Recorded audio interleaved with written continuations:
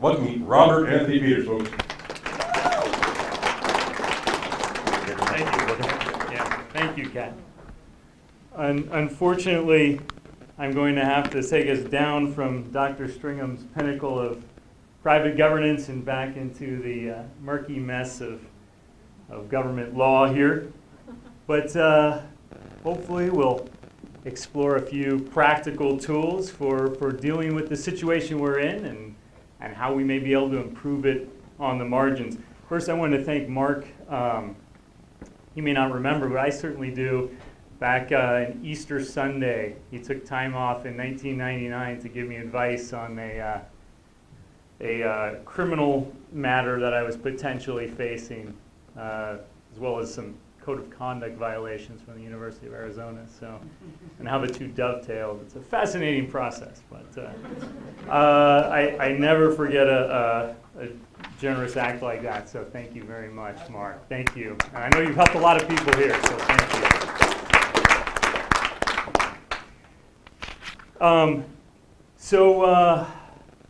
Do we have any jury nullification fans here? All right. A lot of people familiar with the concept. Any practitioners? Anybody been on a jury? And all right, excellent, good. Well, I hope to hear more about that. It's always nice to hang a jury. Yeah,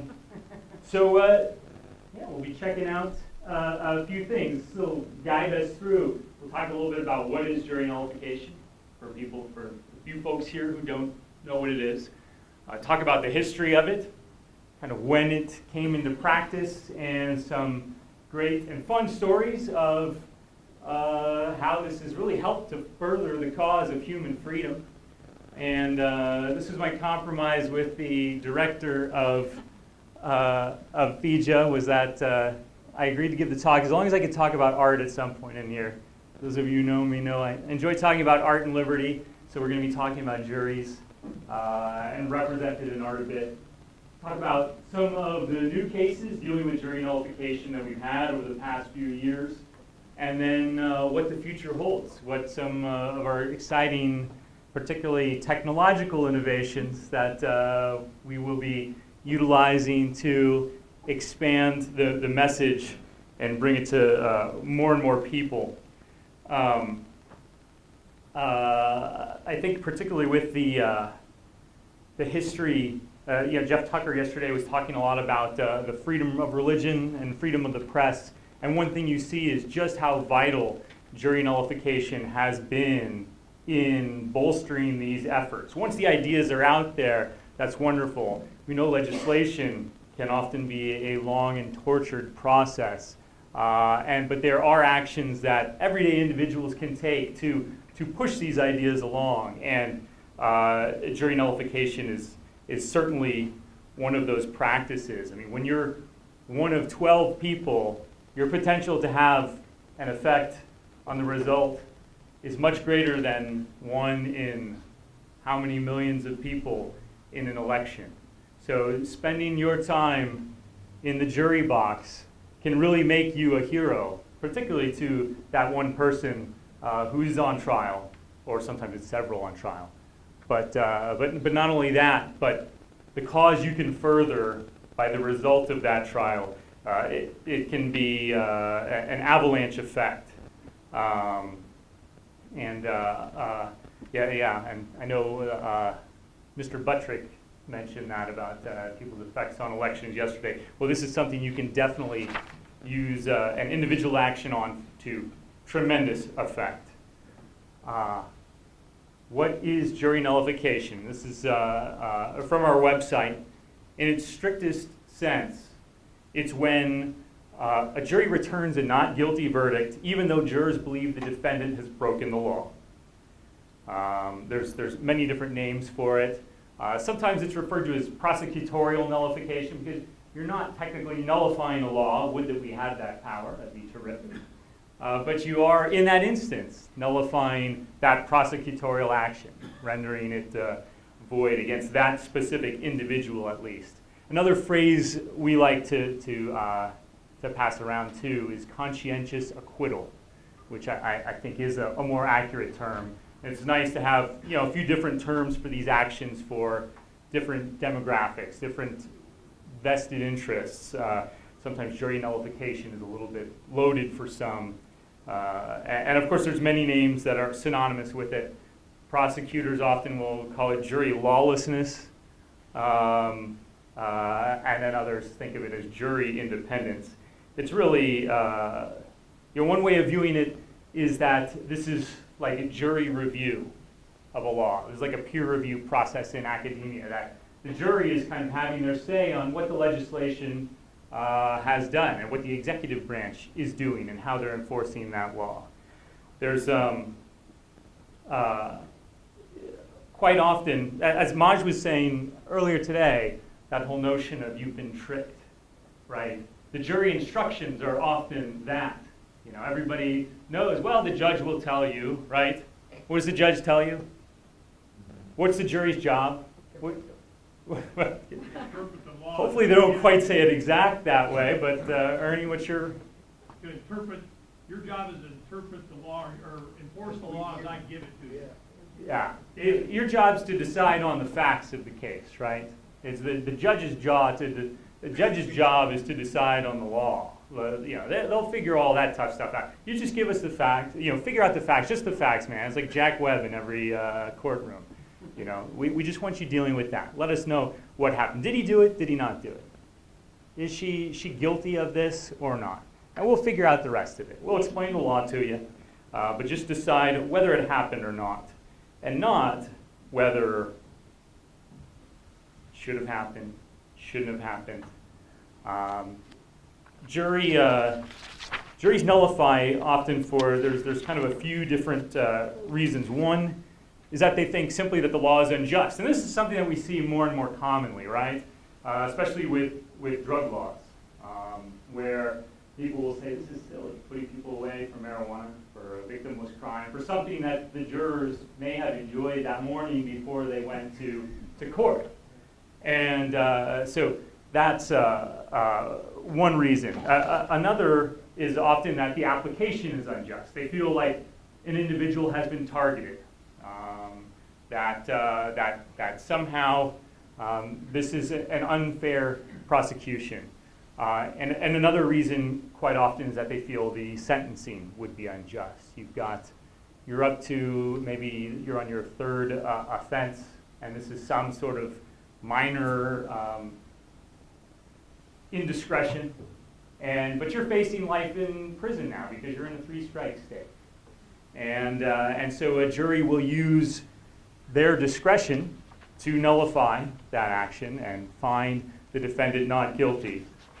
They may have actually engaged in the action, but they feel like this would not create a just outcome, which jurors feel like is their right. And historically, it's completely accurate. I mean, this was something that in the English tradition has been going on since before the Magna Carta, before 1215, and it's a proud part of that. I do want to start off with kind of one of the first real formations of this argument was with the Levelers. This group, I know there's got to be a lot of people everybody familiar with the Levelers? Some? A little show of hands? No? Tremendous group of people. I mean, if you think the Founding Fathers are cool at all, or they were gutsy, like these guys put those guys to shame, I think. They had this thing called an Agreement of the People, which was far more radical than the Constitution. I mean, they were all for religious liberties, for opposed to commercial monopolies. They were opposed to foreign conquest. They even thought that England shouldn't invade Ireland. That they thought the Irish were people, that just as worthy of rights as them. I mean, just these insane notions. I know some people struggle with that still today. These guys were really hardcore, and basically anything that happened at the founding of the United States, these guys were talking about, and they were far more radical. And I hope that encourages the hardcore activists in here that it's a worthy endeavor to pursue those real anarcho-capitalist goals, and and maybe you'll end up falling a little short, but you're heading in the right direction. You're helping blaze that trail. So there's one guy in particular, John Lilburn. He was called Freeborn John, and he just thought of himself as a free man. So he'd go do something, make the king mad. The king would throw him in the tower. The people would lobby and say, like, we like this guy, let him out. And then usually they would let him out. Well, one time he's on charges of high treason, right? Because everything's like, eligible for high treason at that time. And of course it's a capital offense as well. And he's arguing in front of the court, and it is a jury trial. And and there's the judges there, and the judges are kind of giving their instructions, and John is taking it on himself to inform the people of what their traditional rights have been, which are the jury by law are not only judges of facts, but of law also. And you that call yourselves judges of the law are no more but Norman intruders. I love that this annoyance with the Normans is happening still over 500 years. But, and indeed and in truth, if the jury please, these judges are no more but ciphers to pronounce your, as the jury's verdict. I mean, this is some strong stuff, but he is stating what was the common understanding, what was in practice throughout that time and before. And yeah, I want to rant about the Normans, but we don't have enough time. Ask me later. So a tremendous fellow. And again, such radicals in laying the groundwork for not only for jury rights, but for all kinds of rights, which of course are constantly under fire.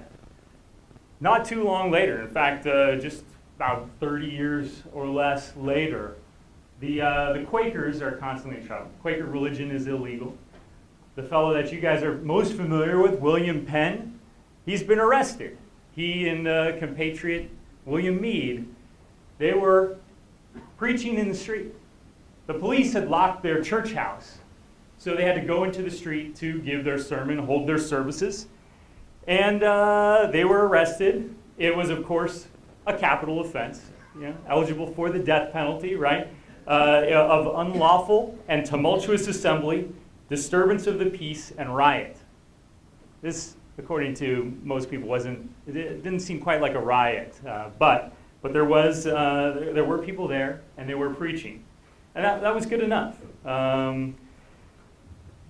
They were brought to court. They were given a terrible time. I mean, really, they were antagonized. They were going in without their hats on, and then the Lord Mayor, who was the presiding judge, he had the bailiff put his hats on the gentlemen, put the gentlemen's hats on them, and then fine them for wearing their hats in the court, because they wouldn't doff it, because that wasn't their way to take off their hats for any man. So just giving them a real bad time. Well, the jury goes out. They receive their instructions. They go out to reach their verdict. They come back. They're split, 8-4. Well, you can't have that. You got to have unanimity, right? Fortunately.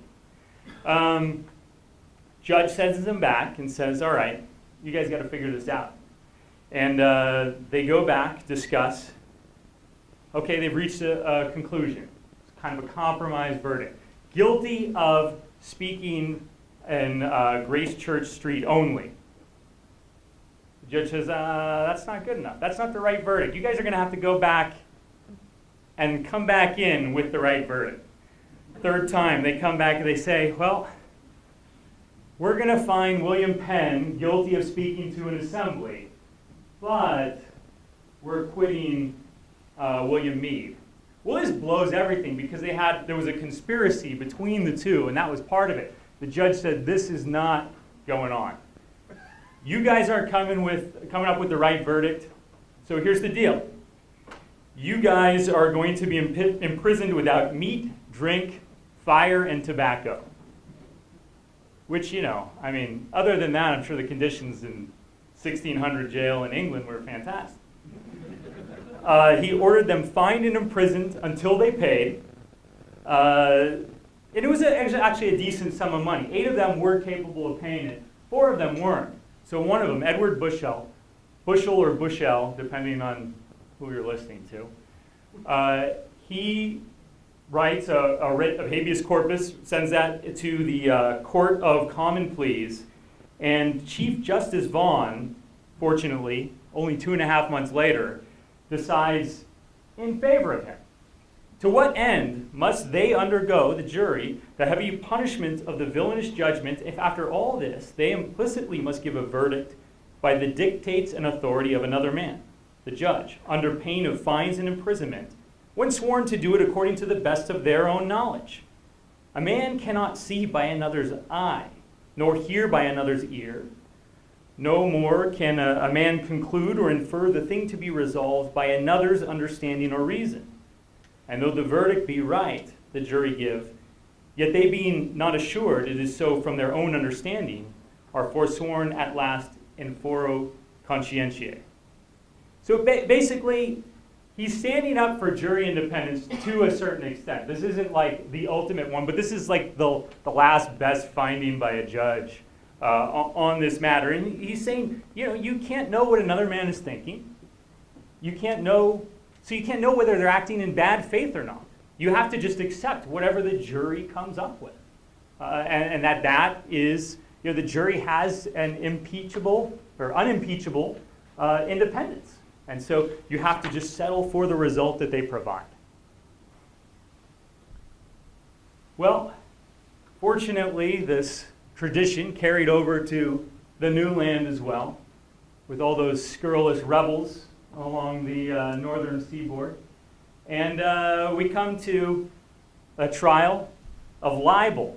This is really popular, right? I mean, this is always kind of popular, and we see it get into fashion a little bit more. You got to shut down those fake news organizations, right? But yeah, John Peter Zenger is accused of publishing libelous papers. Well, the Attorney General attempts to levy charges. The grand jury refuses to indict. Well, we're not used to that, right? The grand jury nowadays just basically rubber stamps everything, But then not only did they say, not only is it they didn't think he was not guilty, it wasn't even something that they should be discussing. It was so absurd. So he appealed to the New York Assembly. They said, okay, that's fine. Well, the hangman, who was supposed to gather the papers and destroy them, refused to do his job. So this guy had to send his slave there, which seems a far more civilized thing to do, right? So the slave burned his papers. The jury was instructed to bring back a special verdict, right? Decide on whether he published this material or not. Well, it was clear that he did. I mean, this wasn't really up for debate for anybody. But the jury understood, listen, if we say he did it, they're going to say, well, as a judge, I say this was libelous, and because I get to decide these kinds of things. And so he would receive the punishment for doing that. So the jury was instructed, just decide on the facts. We'll decide the matters of the law and how it's applied. Well, when the law is intertwined with the facts, the jury, thankfully, took it upon themselves to exercise that discretion and say, this law is ridiculous, at least in this application. But probably they felt quite otherwise. The defense attorney for Zenger, Andrew Hamilton, said, a proper confidence in a court is commendable, which I know may be debatable here. But as the verdict, whatever it is will be yours, you ought to refer no part of your duty to the direction of other persons.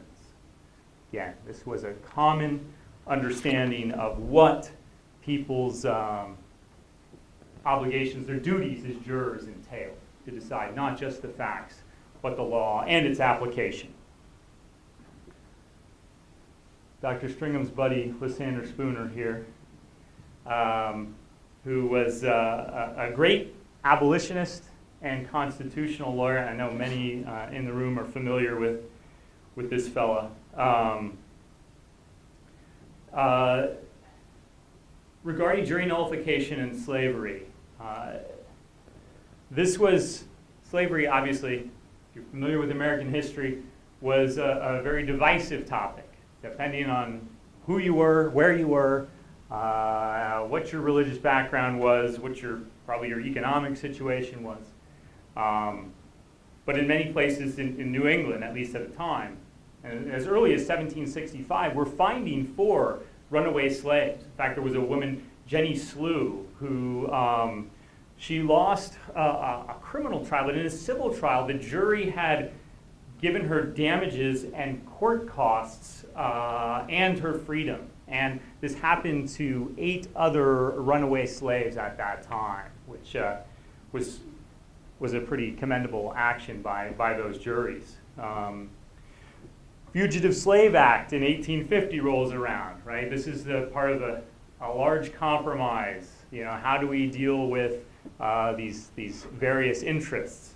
But slave holders they had enough juice, and they wanted, they didn't want to enable their property as they conceived it to escape. They wanted to enlist the help of others. Well, there were repercussions for the runaway slaves. That wasn't much of a debate. But here the rubber really meets the road, because anybody who is assisting, anybody who's interfering in the capture could be fined, imprisoned, and liable personally to the slave owner for up to $1,000 per slave. This isn't $1,000 in 2018 money. I mean, this is $1,000 in 1850 cash. I mean, that's some real money, right? Not only that, but habeas corpus was suspended if you were charged with this crime. A couple years later, our buddy Lysander Spooner writes a piece called The Essay on Trial by Jury. The bounds set to the power of the government by the trial by jury, as will hereafter be shown, are these: that the government shall never touch the property, person, or natural or civil rights of an individual against his consent, except for the purpose of bringing him before a jury for trial, unless in pursuance and execution of a judgment or decree rendered by a jury in each individual case, upon such evidence and such law as are satisfactory to their own understandings and consciences, irrespective of all legislation of the government. Again, this is a pretty bold statement put forth on what the power of juries are. And fortunately, the juries exercised those. Not long after this, there was the case of Frederick Shadrach Jenkins, who was a runaway slave who was captured, brought to the magistrate in Boston, I believe it was Massachusetts, and a group of people who were sympathetic to him rushed the court, brought him out. Fortunately, he escaped. He went to Montreal, married an Irish woman, started a restaurant, had a good life up there. Meanwhile, I think it was approximately 40 people who were involved were now facing trials, cases, prosecutions under the Fugitive Slave Law. Well, there were 2 acquittals, several hung juries. Eventually, the prosecution just dropped all the charges. This is even despite the pressure by President Fillmore demanding prosecutions of these people. But they just found that the law was unenforceable. Another example of unenforceable law is when America entered its great experiment of prohibition. The prosecution would show up and say, listen, we've got all this distillery equipment. We have somebody here who had tons of money, and they were going to hand it to this guy and walk off with all of this alcohol. And the jury would sit there and listen. Yeah, okay. Say, yeah, I don't think they did it. No, I'm pretty sure. No, not guilty. I mean, in some regions, a majority, up to 60% of the prosecutions ended in acquittal. 26% of federal cases ended in that way. And at this time, there were no tracts for jury nullification. Like the levelers, that era, there were tons of tracts on these ideas. Tons of pamphlets they were printing out. Same, You've got the colonial days. Oh yeah, and Lysander Spooner's trial by jury. I mean, these were things you were reading about it. They're not even printing anything about jury nullification at this time, but it's happening. I mean, this stuff is in the culture. And fortunately, I know Alessandro was talking about people's kind of almost willingness to follow the herd, but fortunately, these people were willing to buck against that, and this is, I think one of the beneficial American qualities that often surprises us at times when it happens. But fortunately, part of what would happen too is they would do a lot of compromise verdicts, kind of like what I was talking about with Penn and Mead. In this case, it'd be something like there's a certain punishment for sale and a certain punishment for possession, and one was really harsh and one was really light. And they'd come back and say, it was clear both of them were happening, but they'd come back and say, not guilty on the one with the harsh sentence, but, okay, he's guilty of the light sentence, the slap on the wrist one. And this was, part of it was a response because prison sentences were growing longer at this time. And the public clearly did not think that justice was going to be realized with those verdicts. Great quote from jurist John Henry Wigmore. Now this is where the jury comes in. The jury, in the privacy of its retirement, adjusts the general rule of law to the justice of the particular case. Thus the odium of inflexible rules of law is avoided and popular satisfaction is preserved. That is what the jury trial does. It supplies that flexibility of legal rules which is essential to justice and popular contentment. It's a way to keep your system anti-fragile, to help preserve that, to have a kind of a release valve there so it just doesn't break under the pressure of having to abide by these stringent rules. In our somewhat more recent history, there's a whole bunch of nullifications during the Vietnam War era. Has anybody seen the documentary, The Camden 28? Nobody? You guys are lucky I'm here. It is a fantastic documentary, extremely well done, very engaging, about this group of, they were kind of Catholic leftists. So they were really just a fascinating group, and it wasn't just like hippies. There were 4 priests, there was a Protestant minister, there were veterans, there were middle-aged parents. It was people who were just disturbed by the war. And what they decided to do was they were going to they were going to raid a Camden, New Jersey draft board, and they were going to take the Class 1A status draft records and destroy them. Well, one member of the group was nervous. He was like, he was on board at first, but then he felt like things were getting too far. This was a little crazy. I know we want to do something about it, but this isn't the right thing to do. So he decides to go to the FBI. The FBI, which is, of course, never a good idea. The FBI says, okay, we understand. Listen, we'll make a deal with you. You keep working with them, and we promise you that nobody will get jail time. Honest. So he does, and the FBI kind of feeds him things to do. They embellish the plans. They're giving him money, and he's buying all this equipment for him, ladders, walkie-talkies. I mean, this is some real, maybe this was a dry run. They were trying to use it for, other, espionage activities, Watergate or something. I don't know. So the FBI's watching this whole incident, right? They've got evidence galore, and they arrest everybody. And guess what? Each of the 28 were facing 7 felonies for more than 40 years apiece, if convicted. The gentleman who was trying to make this deal with the FBI and kind of make things not as big of a problem, the one who was promised that nobody would go to jail, he was a little bit peeved at this point, a little disappointed. So he's basically testifying for the defense the whole time, which creates some interesting drama that you can see in the documentary, right? Because this guy totally turned his back on us, totally betrayed us, and now he's helping us, and we kind of need him. He's like a really good witness for us. So it's a fascinating process. Well, they were offered plea bargains. They said, okay, all 28 of you, we'll give you just one misdemeanor. One misdemeanor. If you find, if you'll cop to that, we'll drop the rest.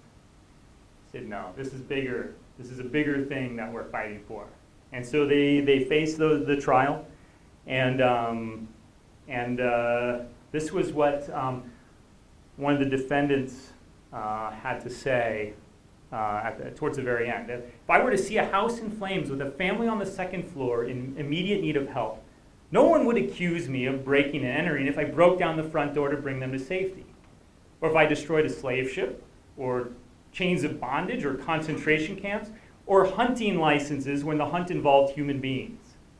Draft cards, in the instance of this war, I submit, are hunting licenses to kill. I wish to repeat what David said yesterday. David was one of the attorneys saying this to the jury. I envy you. You can realize your best moments now by acquitting us and thus liberate yourselves. He was giving the jury a chance to do something towards ending the war, to make amends somehow. I highly recommend Camden 28. Very engaging documentary. And actually the 45th anniversary of the beginning of this trial is on Monday, so it's a perfect day to go and watch it. So as part of the compromise, we'll do a quick, some art here. You guys familiar with this painting at all? The Holdout? I don't know how well you guys can see it from there, but we've got a room full of jurors, and then there's this one gal sitting right here, rather intransigent, arms folded. She's not changing her mind. She's the lone holdout in this situation. It's particularly interesting because it's 1959. February 14th, 1959, cover of Saturday Evening Post. At a time when women weren't even able to serve on juries in every state of the Union. It was a bold piece by Rockwell, and I think just a really awesome image, and you're hoping to hell she's on your jury. Of course, many of you are familiar with 12 Angry Men. Doesn't deal with jury nullification per se, but it's certainly, this is the kind of jury you want, right? I mean, this guy would be capable of nullification. You want an informed citizenry, or at least one on there, or somebody who is brave enough and curious enough and has enough character that they can stand up to a whole room full of people and say, you know what, I'm not sold. Let's hash this out. I just watched this the other day just to refresh, and I'm always amazed at just how well it stands up. Certainly worth a rewatch. And I thought it was better than watching Jury Duty with Pauly Shore and Tia Carrera in preparation. This is the last of my art pieces, Chicago. You're like, I saw Chicago, Robert. There's no juries in there. There's no jury nullification. Well, true.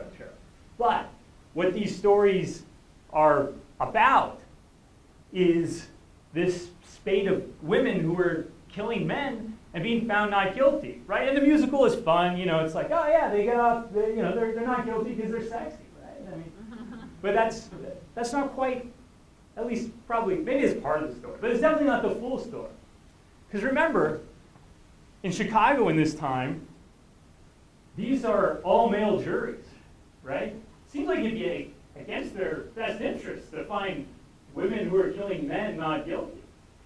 It's like, you're subsidizing this whole activity.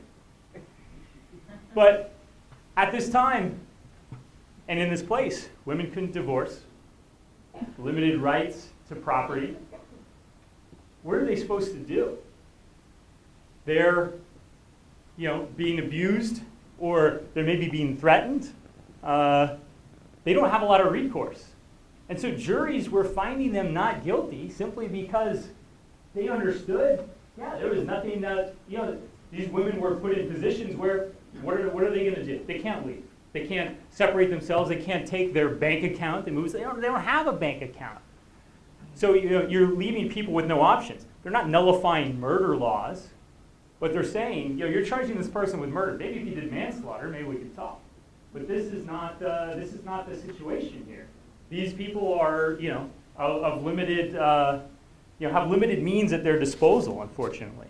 And so it's really a fascinating thing to delve into. So talk a bit about what's going on here. See if you guys can watch this footage. Okay, it's starting.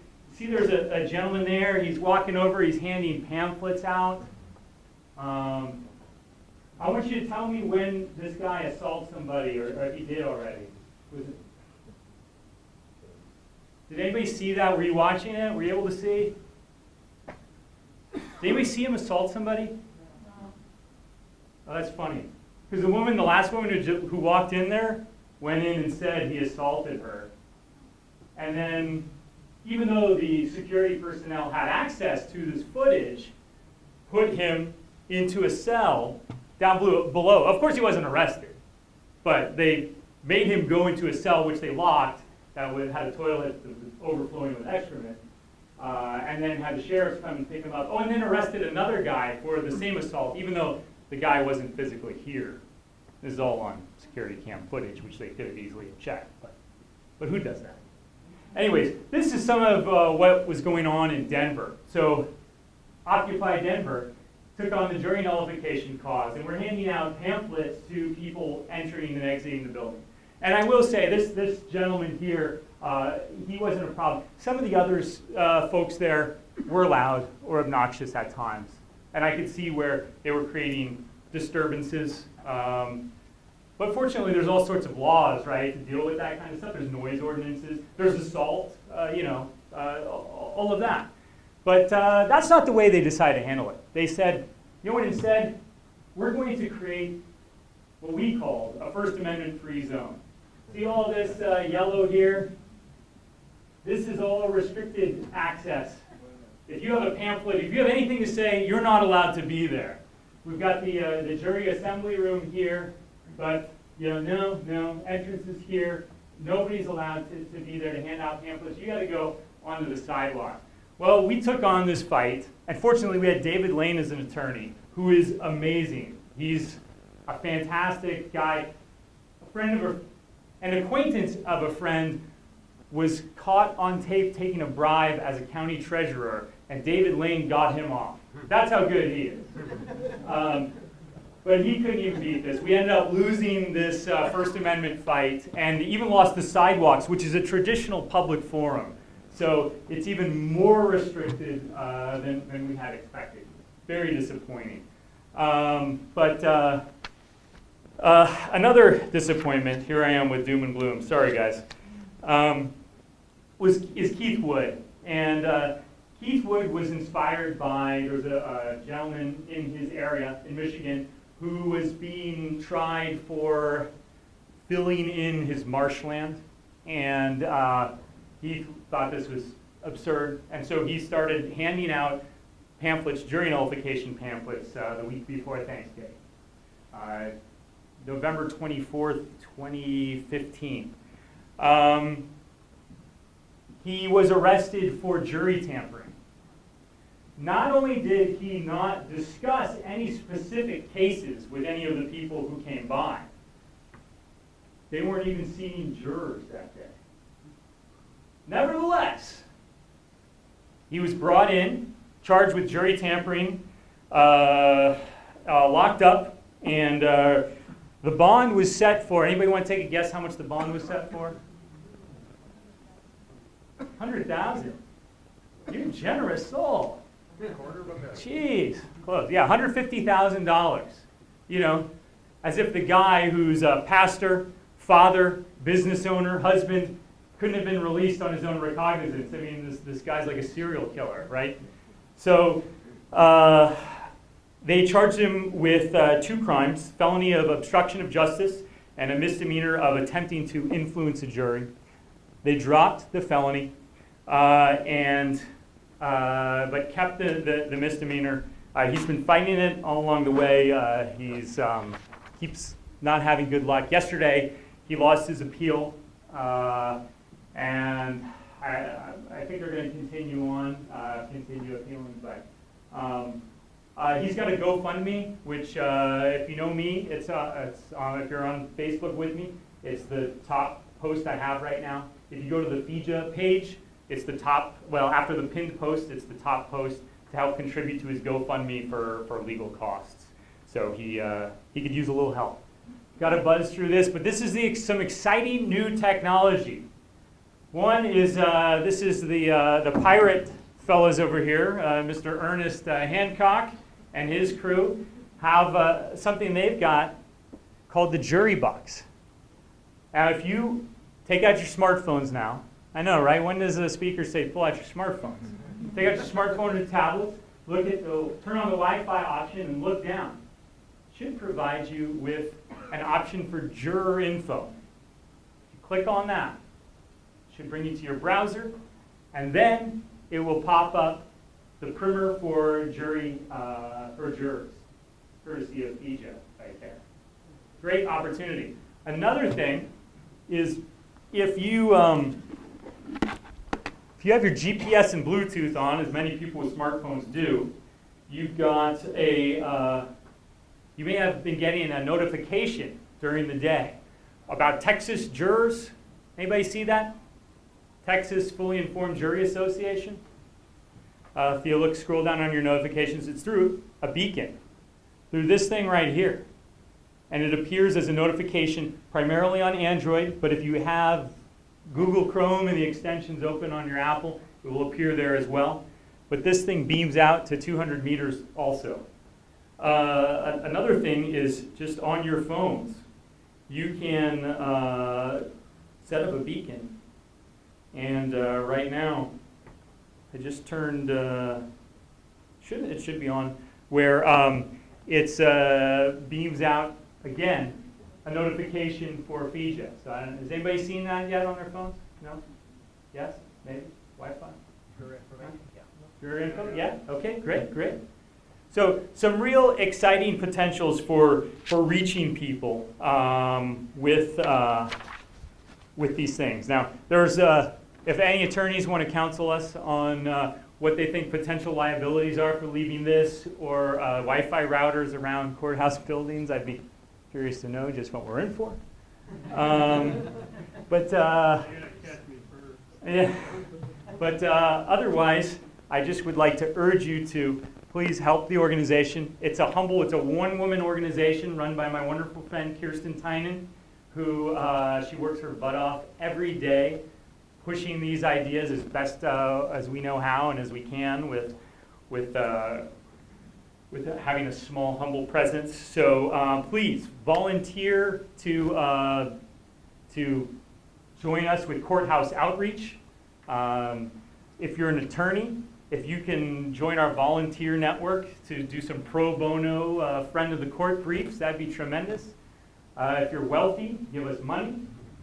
Donate to Keith Woods if you can as well. I don't know, do I have a minute left or 2 minutes? If anybody has any questions, I'd be happy to entertain them. Yes, sir. When trying to convince juries to do jury nullification, what are some of the most challenging counter-arguments you've seen from the judge? So when trying to convince juries to engage in jury nullification, what are the counter-arguments you hear from the judge? Nobody gets to talk to juries about jury nullification. No attorneys do. Not that I ever hear of. That's pretty much verboten. Maybe there's a court somewhere, but then you'd have to have that rare combination of a judge who's okay with jury nullification and a lawyer who actually knows what jury nullification is too. So I'm not familiar with any times of that. I know if you're a juror, you can't tell people or if if you plan to be a juror or trying to get on a jury, you can't talk about jury nullification. It's Fight Club, you know. Just you can't breathe a word about it. You have to engage in it, because if you breathe any word of, in my younger days, that's how I got kicked off of potential juries, which I regret as a mistake. You know, I was proud of my ideas and wanted to share them, but that wasn't the time or the place for it. So, yes.